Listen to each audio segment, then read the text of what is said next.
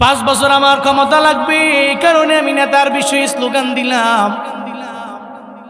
আমার লাগবে নেতৃত্ব, কর্তৃত্ব লাগবে আমার। টানা 5টা বছর আমার পাওয়ার বাড়বে, আমার ক্ষমতা বাড়বে, এই চিন্তা নিয়ে এই ব্যক্তিটা আর একজন ব্যক্তির ব্যাকগ্রাউন্ডে দৌড়াইয়া তারে সে মিথ্যাবাদী সত্যবাদী বানানোর জন্য মানুষের দরবারে বলে, কনভার্ট বানায় ফেলে। অথচ ওর জানা নাই আল্লাহ বান্দার জন্য এমন রিজিক রাখলেন, জমিনের যেই দিক দিগন্তে বান্দা যাবে ওই জায়গার মধ্যে গিয়ে দেখবে বান্দার জন্য আল্লাহ রিজিকের ব্যবস্থা করে রাখলেন। এই যে যুবকের আয়োজন করে অধিকাংশ সৌদি আরব প্রবাসী, কাতার প্রবাসী, মালয়েশিয়া যাবে, কেন ওখানে যাবে? ওখানে মাও নাই, বাবাও নাই, কেউ নাই। ওই জমিনের মধ্যে ও বড় একা। কেন কেন যায়? রিজিকের জন্য আমি দৌড়ে যাই, কারণ আমার রিজিক লাগবে, আমার মা বাবার আমি খাওয়াবো, আমার পরিবারে আমি খাওয়াবো। রিজিকের টানে ব্রাহ্মণবাড়িয়া সদরের পোলাটা, সরাইলের পোলাটা চলে গেল সৌদি আরবে। হাজার হাজার মাইল দূরে থাকে, কেউ বিন্দু মাত্র পরিমাণ খবরও নেয় না। রাতের বেলা খাইলো কি খাইলো না খবর কেউ জানেও না। ডে বাই ডে ও রোগা হয়ে গেল। কেন? রিজিকের জন্য দৌড়ায়। এই যে গত 4 মাস আগে মালয়েশিয়ার মধ্যে গেলাম, কুয়ালালামপুরে। যখন আমি যে হোটেলের মধ্যে উঠলাম, একটা ছেলে আমার সাথে মোলাকাতের জন্য চলে আসছে। আমার রাতের বেলা টেলিফোন করছে, হুজুর আগামীকাল আমি আপনার সাথে দেখা করার জন্য আমার বসের থেকে ছুটি নিয়ে আপনার কাছে আসবো। প্রায় 400 কিলোমিটার রানিং করে, জার্নি করে। আমি বললাম অসুবিধা নাই, আসো। সে আসলো, আমার সামনে যখন দাঁড়াইলো, আমি তাকায় দেখি তার যে বডি, তার স্ট্রাকচার দেখে অনেক বড় মানুষ এমন মনে হয় না। আমি বললাম বয়স কেমন হবে আপনার? হুজুর মাত্র 19 বছর বয়স আমার। এই 19 বছরে আপনি মালয়েশিয়ার মধ্যে কেন আইলেন? হুজুর বিশাল করুণ ইতিহাস, রিজিকে তাড়নায় পরে আমি মালয়েশিয়ার মধ্যে আইলাম। ছোটবেলায় আমি তাকায় দেখছি আমার মা বড় দুর্বল, বাবা ছিল বড় অসহায়। আমি চাইলেও আমার মা বাবার জন্য আমি ইনকাম করতে পারি নাই। আমার মা বাবা বড় দুর্বল ছিল। আমি নিজের চোখে দেখছি আমার মা অন্যের বাড়ি কাজ করে করে আমারে পালতো, লালন পালন করত। আমি দেখছি ঈদের আগের দিনে আমার বাবা আমারে নিয়ে গেল বাজারের মধ্যে, ঈদের কেনাকাটা করবেন।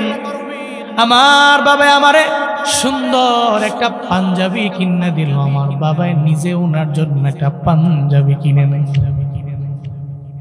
আমি ডেকে বললাম, ও বাবা, কালকে একটা ঈদের দিন, পুরা বছরের মধ্যে আপনার জন্য আনন্দের দিন, কেন একটা পাঞ্জাবি আপনি নিজের জন্য কিনেন না? কয় বাবারে, আমরা বড় গরিব, এই পাঞ্জাবিটা যদি তোমার গায়ের মধ্যে আমি পরাইয়া ঈদের ময়দানে যদি যাই, তাহলে আমার কাছে এটাই জীবনের সবচেয়ে বড় অর্জন এবং পাওয়া হয়ে যাব। আমি বাবা লাগবে না, আমার পাঞ্জাবির প্রয়োজন নাই, আমার টুপিও লাগবে না, পাঞ্জাবি লাগবে না। আমি আগের যত পাঞ্জাবি আছে, টুপি আছে, আমার ইটটারে আমি কাটাইয়া দিতে পারবো।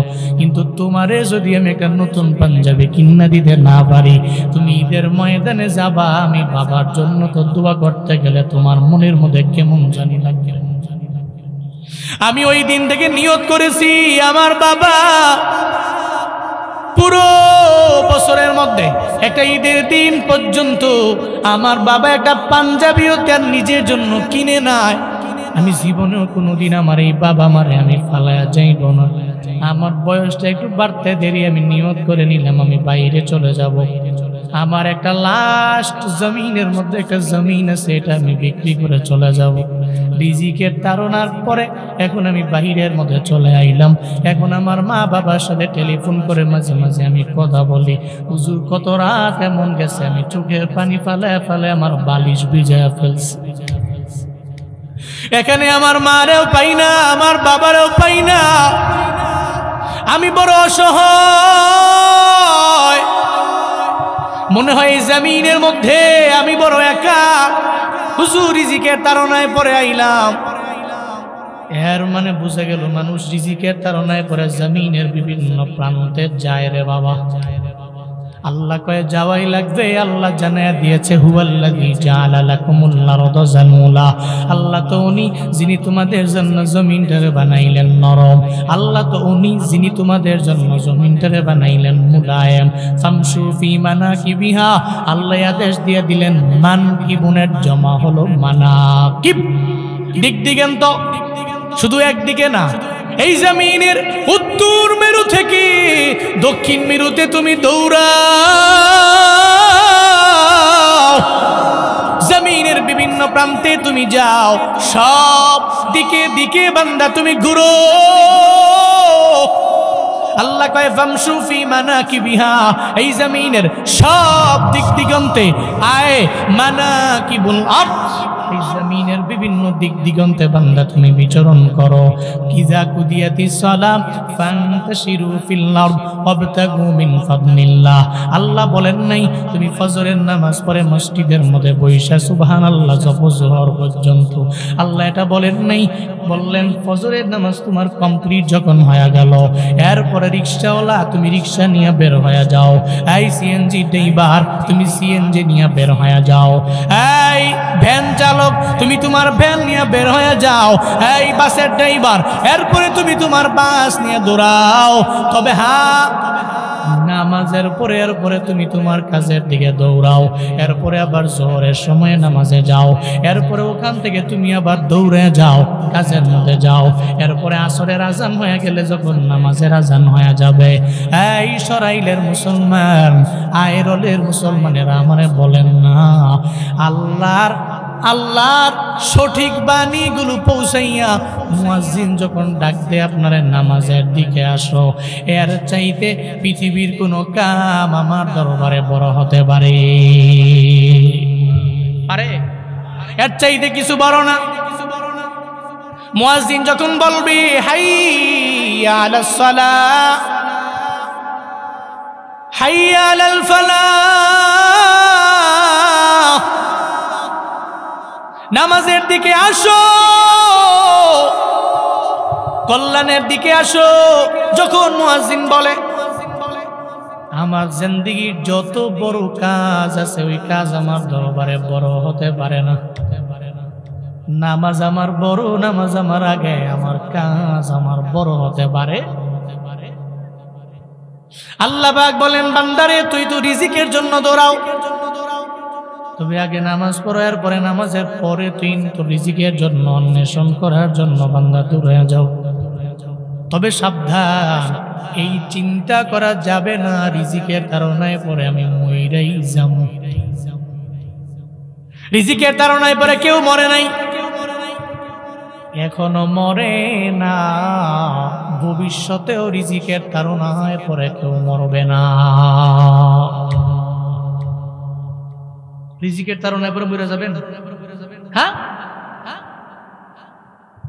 রিজিকের তাড়নায় পরে মরবেন না। আল্লাহ পৃথিবীতে রিজিকের তাড়নায় ফলে কাউরে মারে নাই, কেউ এখন মরেও না, ইন ফিউচারে কেউ মরবে না। কারণ এই দায়িত্বভার তো পৃথিবীর কোনো ব্যক্তির কাছে আল্লাহ দেননি, এর দায়িত্বভার আল্লাহ নিজেই নিজের হাতে রেখেছেন। সুবহানাল্লাহ পড়বেন না? পয়গম্বর মুসা আলাইহিস সালাম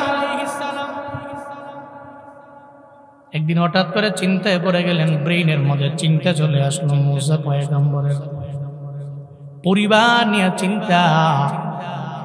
আল্লাহ তো মুসা নবীর সাথে কথা বলে, কম বলে না, বেশি বলে। আল্লাহ কয় নবী মুসা টেনশন কেন? পরিবার নিয়ে চিন্তায় পড়ে গেলেন। সামনে কি কয়? সামনে আছে আমার একটা পাথর আছে। হাতের মধ্যে কি কয়? হাতের মধ্যে লাঠি আছে। মুসা নবীর লাঠির এত পরিমাণ পাওয়ার, ওই লাঠি জমিনের মধ্যে পড়তে দেরি, সাপ হইতে দেরি নাই। ওই লাঠি এত পরিমাণে জবরদস্ত লাঠি, পানির মধ্যে মারলে রাস্তা হয়ে যায়, এত দামি পাওয়ারফুল লাঠি। আল্লাহ কয় নবী মুসা সামনে কি? কয় পাথর। লাঠি দিয়া বড় পাথরের মধ্যে জোরে একটা বাড়ি মারে। উনি বাড়ি মারলেন, বড় পাথরটা ফেটে আর একটা বড় পাথর ওই পাথর থেকে বের হয়ে গেল। আল্লাহ কয় হবে না, আবার এই পাথরের মধ্যে মারেন। আবার উনি মারলেন, আবার একটা বড় পাথর বের হয়ে গেল। এরপরে আল্লাহ কয় হবে না, আবার ওই পাথরের মধ্যে মারেন। আবার যখন মারতে বললো আর একটা পাথর বের হয়ে চলে আসলো। মুসা নবী দেখে এই তিনটা পাথরের ভিতরে একটা জাররা পরিমাণ প্রাণী মুখের মধ্যে খাবার নিয়ে ওই পাথরের ডানে যায় বামে যায়, পাথরের চতুর্পাশে ওই প্রাণী ঘুরে বেড়ায়। জাররা দেখলেন কেমনে? আল্লাহ ওনার ওই সময় এমন চোখ আল্লাহ দিয়ে দিলেন, এই মুসা জাররাও তুমি দেখতে বাবা, তবে আমরা দেখতে পাই না রে বাবা। জাররা কি? এটা বালুকণা, আপনি 70টা ভাগ করেন, ওইটা জাররা। খালি চোখে দেখা যাবে? যাবে। আপনার এলাকায় টিনের ঘর আছে না? টিনের ঘর, এই টিনের ঘরের মধ্যে দেখবেন 8টা 9টা বাজে সূর্যের আলো দেয় না? সূর্য আলোক রশ্মি, এটা রশ্মি দেখবেন, আলোক রশ্মি নামে আপনার রুমে দেখবেন এই আলোক রশ্মিতে ছোট ছোট বালিকণা উড়ে। সূর্য ডুবে গেল, সন্ধ্যার পরে আপনি আপনার মোবাইলের লাইট দিয়ে দেখেন তো ওই বালুকণা দেখা যায়নি? দেখা যায়। এই বালিকণা এত ছোট, দূরবীক্ষণ ছাড়া পরীক্ষা করা ইম্পসিবল। ওটা জাররা। ওটা কি? জাররা। এমন ছোট একটা প্রাণী মুসা নবী দেখে ওই পাথরের চতুর্পাশে মুখের মধ্যে খাবার নিয়ে এদিক সেদিক যায়। আবার পাথর কয়টা? তিনটা পাথর ফাটছে ওই পাথরের ভিতরে। সুবহানাল্লাহ। আপনারা বইলেন না, গুনাহ হবে। আরো জোরে কয় না সুবহানাল্লাহ? পড়েন আলহামদুলিল্লাহ, জোরে আল্লাহু আকবার।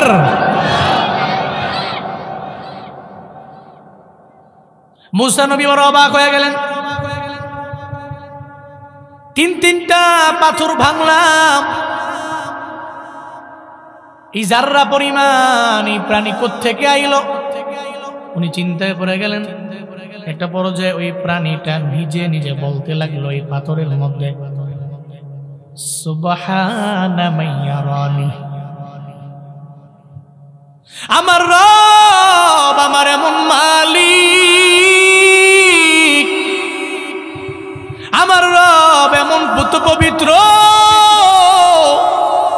সুবহান, পুত পবিত্র আমার আল্লাহ, মাইয়ারানি, যে আমারে দেখতে পায়। সুবহানাল্লাহ পড়বেন না? ওই প্রাণীটা এক জায়গা থেকে আরেক জায়গায় যায়, পাথরের চতুর্পাশে ঘুরে বেড়ায়। সে বলতে লাগলো সুবহানা মাইয়ারানি, পুত পবিত্র আমার সে আল্লাহ, যে আমারে দেখতে পায়। শুধু দেখতে পায় না, ওয়াসমাউ কালামি, তিনি আমার সব কথাগুলো শুনতে পায়। আমি আল্লাহরে ডাকতে দেরি, আমার আল্লাহ আমার ডাকে সাড়া দিতে দেরি করেন না। আমি আল্লাহরে যখন ডাকি ওয়াসমাউ কালামি, আমার সব কথাগুলো আমার আল্লাহ শুনতে পায়। শুধু তাই না, এই পাথরের মধ্যে যখন আমি আল্লাহর সাথে আমি কথা বলি, ওয়ারযুকুনি, তিনি আমার রিজিকের ব্যবস্থা এই জায়গার মধ্যে করে দেয়। শুধু তাই না, আমার আল্লাহ পাক রব্বুল আলামিন, আমি যখন আমার আল্লাহরে স্মরণ করি, ফাজকুরুনি ইয়াজকুরুকুম, আল্লাহ যে ওয়াদা দিয়া দিলেন বান্দা তুমি আমার জিকির করো, আমার স্মরণ যদি তুমি করে নাও, আমি আল্লাহ তোমার জিকির করব, আমি আল্লাহ তোমার স্মরণ করব, আমি আল্লাহ তোমাকে ডাকব, আমি আল্লাহ তোমার খবর রাখব। কারণ বান্দা আমারে ডাকলে আমি আল্লাহ কেন বান্দার ডাকে সাড়া দিব না? ওই প্রাণীটা বলতে লাগলো, আমার আল্লাহরে আমি ডাকি, আল্লাহ আমার ডাকে সাড়া দেয়। ওয়াজকুরুনি, তিনি আমার স্মরণ মাঝে মাঝে করে। আমি কি করি না করি, কই যাই আমি, কোথায় যাই, কোথায় খাই, এই সব ব্যাপারে আমার আল্লাহ জানা। ওয়ালা ইয়ানসানি, আমার আল্লাহ পাথরের মধ্যে আমারে ভুলে যায় না। চিল্লা পড়া যাবে কি সুবহানাল্লাহ? হযরত মূসা পয়গম্বর অবাক হয়ে গেলেন। তিনটা পাথরের ভিতরে এই জাররা পরিমাণ প্রাণী আমার আল্লাহ বুঝি খাওয়ায়? কি খাওয়ায়? আল্লাহ খাওয়ায়। আবার রবের গুণকীর্তন করে, ও আল্লাহ তুমি আমার এমন রব, তুমি আমারে দেখতে পাও, তুমি আমার কথা শুনতে পাও, আমার স্থান সম্পর্কে তোমার জানা আছে, আমি তোমারে স্মরণ করি, তুমিও আমারে স্মরণ করো। শুধু তাই না, তুমি আমার জীবনেও কোনোদিন ভুইলা যাও না। আমার রিজিকের সব ব্যবস্থা তুমি ওই জায়গার মধ্যে করো। এই আইরলের মুসলমান আমায় বলেন না বান্দারা, আল্লাহ যদি তিনটা পাথরের ভিতরে একটা জাররা পরিমাণ প্রাণী রে ওই জায়গায় যদি আমার আল্লাহ খাওয়াইতে পারে, একটা প্রাণীর চাইতে কি আমাদের দাম রবের দরবারে কম না বেশি? আমরা তো আশরাফুল মাখলুকাত, যত দুনিয়াতে মাখলুক সব মাখলুকের চাইতে আমাদের দাম কম না বেশি? আমাদের দামও বেশি, আমাদের সম্মানও বেশি। আল্লাহ বড় মায়া করে বানাইলেন আমাদের। ফেরেশতারা বললেন বানানো লাগবে না, কয় ক্বালা ইন্নী আ'লামু মা লা তা'লামুন, তোমরা যা জানো না আমি তা জানি, আমি আমার বান্দাদেরকে দুনিয়ার মধ্যে প্রেরণ করব। আল্লাহ পাক বলেন, ও গোলাম তোর চিন্তা করার দরকার নাই, টেনশন করার প্রয়োজন নাই, তোর রিজিকের দায়িত্বভার তো আমি আল্লাহর হাতে রেখে দিলাম।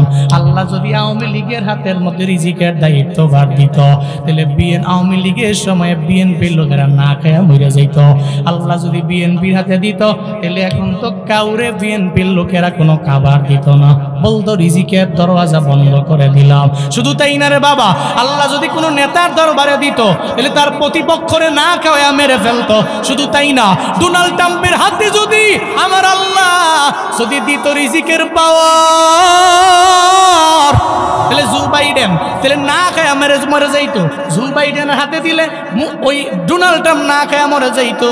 আল্লাহ কয় দেই নাই, ওয়ামা মিন দাব্বাতিন ফিল আরদি ইল্লা আলাল্লাহি রিজকুহা ওয়া ইয়ালামু মুস্তাকাররাহা ওয়া মুস্তাওদাআহা কুল্লুম ফি কিতাবিম মুবিন।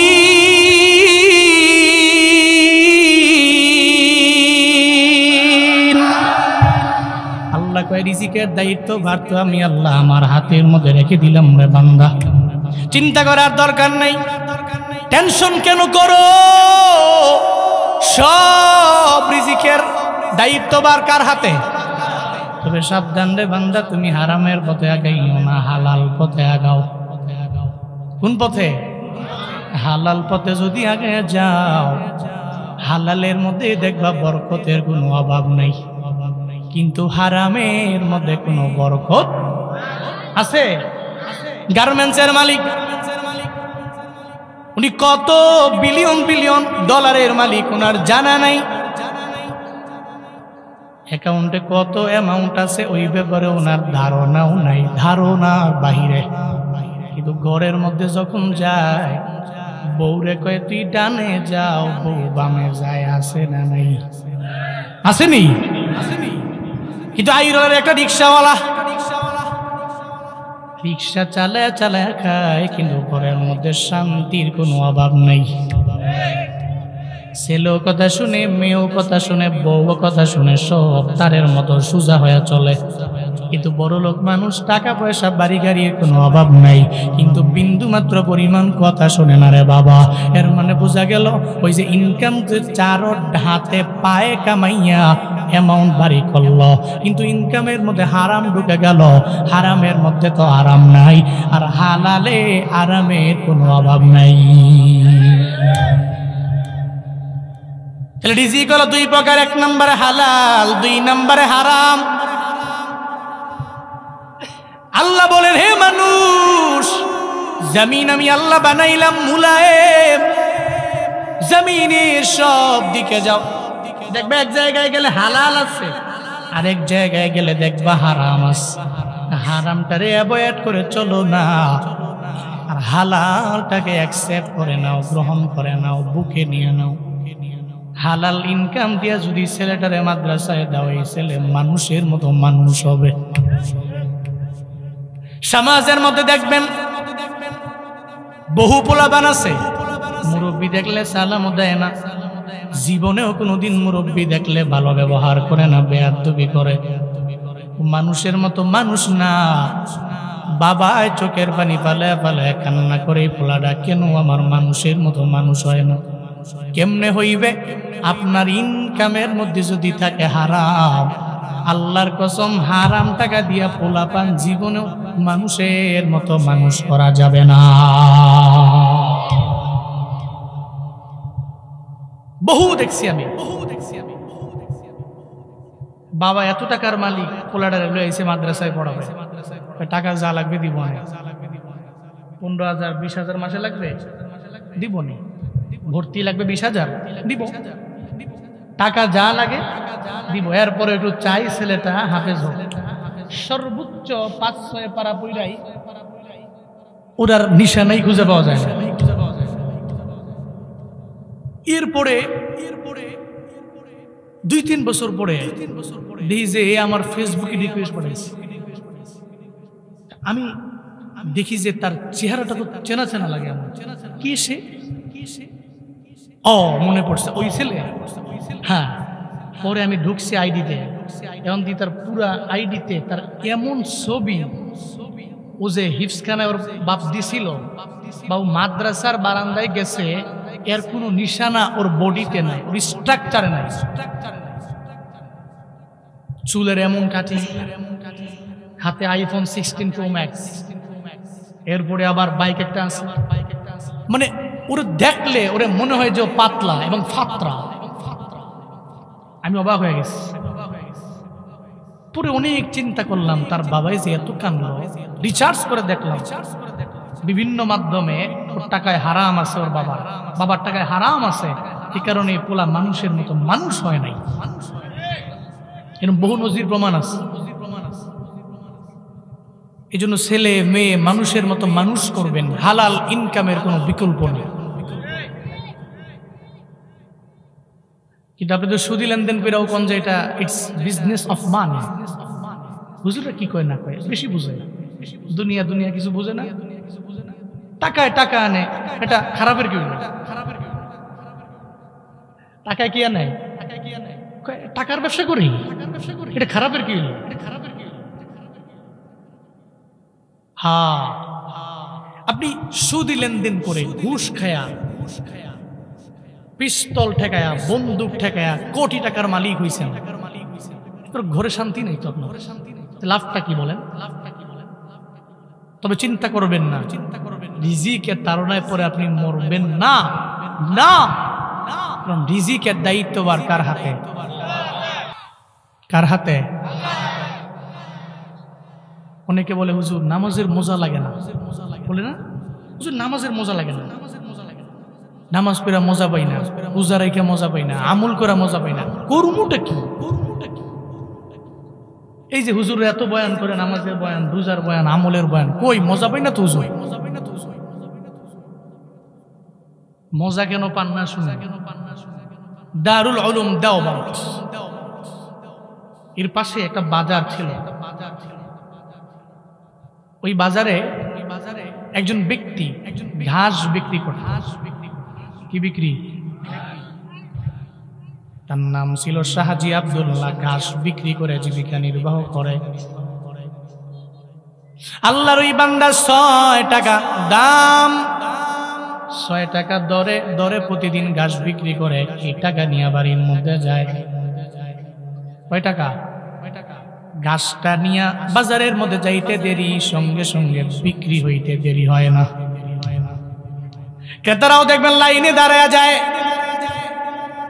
আপনার বাজারের যা দোকানদার, যেই দোকানদার ভালো, অন্যায় করে না, ইচ্ছা করে মানুষের সাথে খারাপ ব্যবহার করে না, দেখবেন তার আশেপাশে ক্রেতার অভাব নাই। আর যেই ব্যবসায়ী খারাপ আচরণ করে, দেখবেন ও বৈশা বৈশা মশা মারে। এমন নজির প্রমাণ আমাদের বাজারে আছে না? না। হযরত শাহজি আব্দুল্লাহ 6 টাকা দাম ধরে বিক্রি করে দেয়, বেশিও করে না। ক্রেতাও আছে অনেক বেশি, কোনোভাবেই দাম বাড়ায় দেয় না। কিন্তু আমগো বাজারের ব্যবসায়ীরা যদি শুনতে পারছে পেঁয়াজের দাম বেড়ে গেছে, উনি পেঁয়াজ কিনছে যেই টাকা দিয়া, গত 16 বছরে আমরা দেখছি সাধারণ একটা খাবার আমাদের যেই পরিমাণ দাম দিয়া খাওয়া লাগছে। সব এগুলা ব্যবসায়ীদের সিন্ডিকেট, এরা গরিবের পেটে লাথি মারার জন্য এই কাজগুলো করেছে, ঠিক কিনা? কিন্তু উনি দাম বাড়ায় দেয় না। এই জন্য ওনার ঘাস ক্রয় করার জন্য মানুষগুলো লাইনে দাঁড়ায় যায়। ওনার ঘাসগুলো যদি নিয়ে কোনো মহিষেরে খাওয়ায়, গরুরে খাওয়ায়, তাহলে ওই দুধের মধ্যে আল্লাহ বরকত বাড়ায় দেয়, ওই প্রাণীর মধ্যে আল্লাহ পাক রব্বুল আলামিন বরকত বাড়ায় দেয়। উনি বিক্রি করে চলে যায়। তবে এই টাকাগুলো নিয়ে কি করে ভাগ করে? উনি 3টা। একটা ভাগ পরিবারে খরচ করে, আর একটা ভাগ আল্লাহকে ওয়াস্তে দান করে দেয়, আর একটা ভাগ ফিউচারের জন্য জমায় রাখে।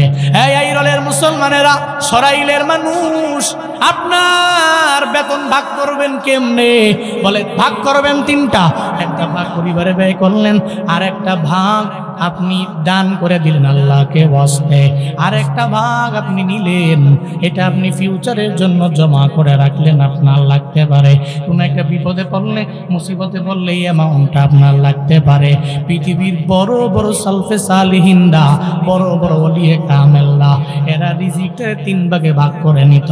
শাহজি আব্দুল্লাহ ভাগ করে নেয় কয়টা? 3টা ভাগ করে নেয়। 2 টাকা উনি পরিবারে খরচ করে, দান করে 2 টাকা, আর 2 টাকা ফিউচারের জন্য জমা করে। আবার পুরা বছরে একবার দেওবন্দের সমস্ত উস্তাদদেরকে উনার বাড়িতে দাওয়াত করে খাওয়ায়। মিয়া হক্কানি আলেম দাওয়াত দিয়া ঘরে নিয়ে খাওয়াইলে ভালো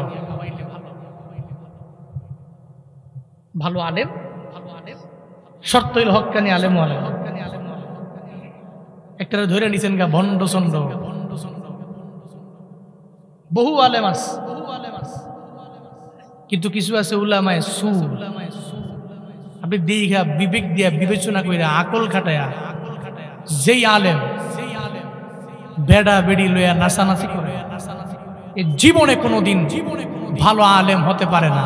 ও আলেম নামের ভণ্ড। আপনি আপনার আকল খাটান, আপনি যাবেন কার কাছে? 1 ঘন্টা বয়ান করে, এর মধ্যে 50 মিনিট বয়ান করে, কি যে গায়ে গেলি। ওদিন আমার ড্রাইভার সাহেব বলতেছে, বাংলাদেশের এক ফেমাস বক্তারে দেখেন 1 ঘন্টা কথা বলতেছে, উনি 1 ঘন্টার মধ্যে খালি 40 মিনিট খালি কি জানি কইতাছে, খালি এই গীত গীত গাইতাছে। তা আলোচনা করবে কখন? উনি যে একটা মেসেজ দিবে, এটা দিবে কখন? এটা বহু আছে। আল্লাহ আমাদের সবাইকে সঠিক বুঝ দান করেন। জোরে পড়েন আমিন। দাওয়াত দিয়ে খাওয়াইতেন, দেওবন্দের সমস্ত উস্তাদদেরকে দাওয়াত দিতেন, দাওয়াত দিয়ে খাওয়াইতেন। আল্লামা ইয়াকুব নানুতুবি রহমাতুল্লাহি আলাইহি বলেন, শাহজি আব্দুল্লাহর ঘরের মধ্যে পুরা বছরের মধ্যে একটা দাওয়াত খাওয়ার জন্য আমি নিজে অপেক্ষায় বইয়া থাকতাম, কবে আমার দাওয়াত দিবে। তার বাড়ির মধ্যে গিয়ে আমি 1 বেলা 2 মুঠা ভাত আমি খেতে পারবো। কেন? ও দুনিয়ার মানুষেরা, শাহজি আব্দুল্লাহর ইনকাম এত হালাল, এত ইনকামের মধ্যে বৈধ ইনকাম, এই ইনকামের টাকা দিয়ে উনি ঘরের মধ্যে জানে আমারে যদি 1 বেলা খাওয়ায়, আমি একটা বেলা খাইতে দেরি হয়ে যায়, টানা 40 দিন আমি নামাজের মজা পাই, রোজার মজা পাই, আমি নেক আমলের মজা পাই, কোনো গুনাহের দিকে যাইতে আমার মন চায় না। এটা হলো হালাল খাবারের প্রভাব। এরপরে আবার উনি বলেন, আমি আর একদিন আরেকজনের বাড়িতে দাওয়াত খাওয়ার জন্য গেলাম। অমুকের বাড়িতে মানে আর একজনের বাড়িতে দাওয়াত খাওয়ার জন্য আমি গেলাম, আমার সামনে খাবার দেওয়া হলো। আমি যখন খাবারটারে নিয়ে মুখের মধ্যে এক লোকমা খাবার আমি মুখের মধ্যে নিয়ে নিলাম, সঙ্গে সঙ্গে আমার কাছে কেন জানি মনে হইল এই খাবারের মধ্যে আছে হারাম, এই খাবারের মধ্যে আছে অবৈধ ইনকামের টাকার খাবার। এটা আমি জীবনেও কোনোদিন এটা খাইতে পারি না। মনে রাখবেন, আমার আল্লাহর যেই মানুষগুলো আমার আল্লাহর খাঁটি ওলি হয়, আল্লাহর যেই মানুষগুলো আল্লাহর বড় কাছে হয়ে যায়, আল্লাহ চায় না তার বডিটা হারাম হয়ে যাক। কারণ বডি যদি হারাম হয় তাহলে এই হারাম বডি জীবনেও কোনোদিন জান্নাতে যাবে না। লা ইয়াদখুলুল জান্নাহ জাসাদুন গুদিয়া বিল হারাম, ওই দেহ জান্নাতে যাবে না যেই দেহ হারাম দ্বারা লালিত পালিত হয়, জীবনেও কোনোদিন যাবে না। আল্লাহ এজন্য চায় না ওর বডি হারাম হয়ে যাক, আল্লাহ চায় না ওর বডিটা হারাম হইয়া ও জান্নাত থেকে মাহরুম হয়ে যাক, আল্লাহ এটা চায় না। আল্লাহ পাক জানায়া দিলেন, ইয়াকুব না নতবি মনের মধ্যে বেশি উঠল, আপনি খাবার খেতে পারেন না, আপনার মুখের মধ্যে যা নিছেন আপনি ফালায়া দেন। আমার মাওলার যারা ওলি রে, জীবনেও কোনোদিন হারামের দিকে এরা যায় না, কারণ হারামে গেলে আল্লাহর ডাইকাও এরা মজা পায় না। আউলিয়ারা কারে উকবা ইখতিয়ার জাহেলারা কারে দুনিয়া ইখতিয়ার, মাইলে মুমিন সুয়ে মুমিন মিশাওয়াত, মাইলে কাফির সুয়ে কাফির মিশাওয়াত। আবার আল্লাহ পাকের যারা ওলি, আল্লাহ চায় না ওর জাহান্নামের পথে নেক, আল্লাহ চায় ওর জাহান্নাম থেকে ফিরায়া জান্নাতের পথে নেওয়ার জন্য। ইয়াকুব নবী কয়, এরপরে আমি খাবারটা ফালাইয়া দিলাম, তবে বান্দারা শুই না নাও, এই দুনিয়ার মানুষেরা, আমি খাবারটা আমার জবান থেকে আমি ফালাইয়া দিলাম, সঙ্গে সঙ্গে ফালাইয়া দিলাম। আমি লোকটারে বললাম, আমি তোমার ঘরের মধ্যে খাবার খাইতে আমি পারবো না, আমি রওনা হয়ে চলে গেলাম আমার বাড়ির মধ্যে। শুনে নাও, আমি টানা 40 দিন পর্যন্ত আমি নামাজের মজা ঠিক মতো আগের মতো পাই নাই, আমি টানা 40 দিন আগের মতো রোজার মজা পাই নাই, আমি টানা 40 দিন আগের মতো নেক আমলের মজা পাই নাই, আমি টানা 40 দিন আগের মতো কোনো ভালো নেক আমলের মজা পাই নাই। এটা কেন হয়েছে জানোনি? কারণ এটা হলো হারাম খাবারের প্রভাব। আমি খাই নাই, খালি মুখের মধ্যে নিছি, এরপরেও আমি দেখতেছি যে কেমন জানি লাগতেছে, ফালায়া দিছি, কুলি করছি, এরপরও টানা 40 দিন আমি নামাজের মজা পাই নাই, আমি রোজার মজা পাই নাই, আমি নেক আমলের মজা পাই নাই। আমি নামাজের মজা, রোজার মজা, নেক আমলের মজা আমি টানা 40 দিন পাই নাই। এর মানে বোঝা গেল, মনে রাখবেন আজকে থেকে হালাল খাবার খাবেন, নামাজ পড়তে ভালো লাগবে, আপনার আত্মা শান্ত হবে, শান্তি পাবে, ইতমিনানে কলব হবে। কখন? আপনি যখন হালাল খাইবেন, দেখবেন যে ফজরে ঠান্ডা পানি দিয়া উজু বানাইয়া নামাজ পড়তে মজা। রমজানের 30টা রোজা রাখলে নিজের কাছে ভালো লাগে, নেক আমলগুলো করতে আপনার কাছে ভালো লাগে, কিন্তু আপনার কাছে ভালো লাগে না কেন? একটু রিসার্চ করেন নিজের ইনকামের উপরে, আপনার ইনকামটা কি হালাল আছে না হারাম হয়ে গেছে? আল্লাহ আমাদের সব ভাইকে হালাল রিজিক অন্বেষণ করা তৌফিক দান করেন। সকলে পড়েন আমিন, আরো জোরে পড়েন আমিন। রিজিক পাইলাম কয় প্রকার? বলে না কয় প্রকার? ওয়ে কয়টা? দুইটা। লাইন কয়টা? কয়টা? একটা হালাল আর একটা কি হারাম। আমরা কোন পথে যাব? কোন পথে যাব? আমরা হালালের পথে অগ্রগামী। আজকের এই প্রোগ্রাম থেকে, এই মাহফিল থেকে মেসেজ, রিজিক কে দেন, তাহলে জীবনেও কোনোদিন রিজিকের তাড়নায় পড়ে আমি মরবো না। পৃথিবীর কোনো ব্যক্তি মরেনি, ইন ফিউচারে কোনো ব্যক্তি রিজিকের তাড়নায় পড়ে মরবে না। এটা আজকের মাহফিল থেকে ফার্স্ট মেসেজ। সেকেন্ড মেসেজ, রিজিক দুই প্রকার। আমি যদি হালাল খাই, হালাল ইনকাম করি, হালাল ইনকামে নামাজের মজা পাবো, রোজার মজা পাবো, নেক আমলের মজা পাবো। আমি যদি হারাম দিকে যাই, হারাম ওয়েতে যাই, তাহলে নামাজের মজা পাবো না, রোজার মজা পাবো না, নেক আমলের মজা পাবো না। তাহলে আমরা হালালের পক্ষে নাকি হারামের পক্ষে? আমরা কার পক্ষে? আল্লাহ আমাদের সব ভাইকে কবুল করেন, হালাল পক্ষে থাকার মতো তৌফিক দান করেন, হালাল ওয়েতে ইনকাম করার তৌফিক আল্লাহ পাক দান করেন। সকলে পড়েন আমিন।